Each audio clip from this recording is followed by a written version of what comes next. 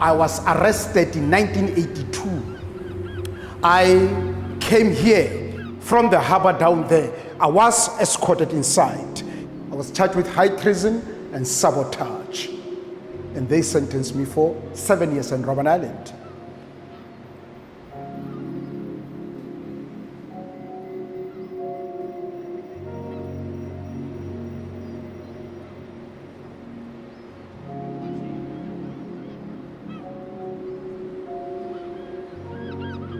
Mayibuye Archives is a repository of the liberation stories and liberation archive.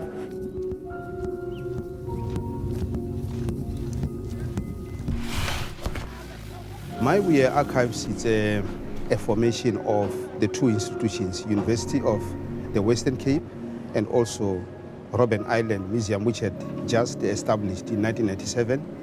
We have images from 1940s until 1990, when Nelson Mandela was released. We're just going to the A.B. Berry collection, cartoons. And it tells the story of apartheid in South Africa's liberation history. Yeah. In Southern Oral History, we've got audio cassettes, we've got vinyls, mini TV tapes. Behind me is Art Against Apartheid collection, and we do preventive conservation. We document. Those were the students which were shot at by the police. My favorite collection at Mayibuye is the apple box collection.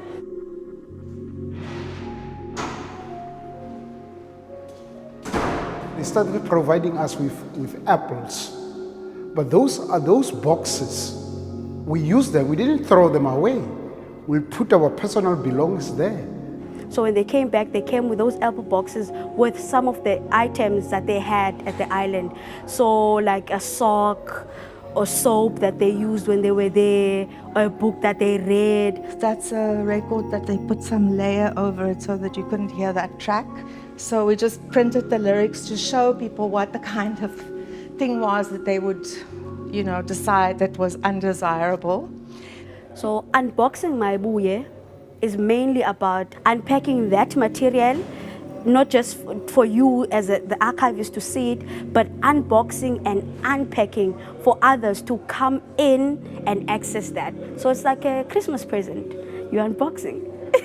When we talk about unboxing, we want to make it a point that that information is available for exhibitions in our internet. And when it is available, that is when we say we are unboxing. If you are staying in Khayelitsha, you're going to ask yourself, how did I end up in Khayelitsha?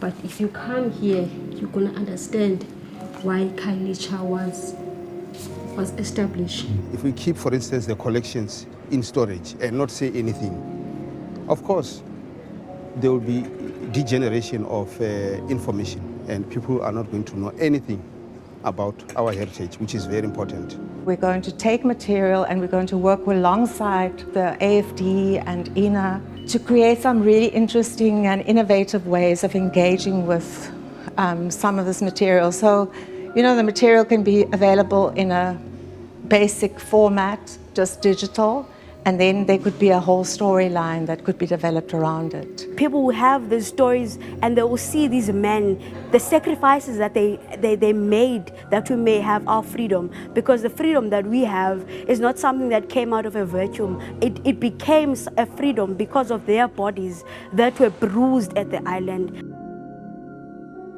We have to preserve them. They are part of us, those boxes. They are part of us. They are part of the heritage of this prison. So when you talk about the Robben Island, when you talk about many other things, you can't leave the apple boxes behind. They are part of us.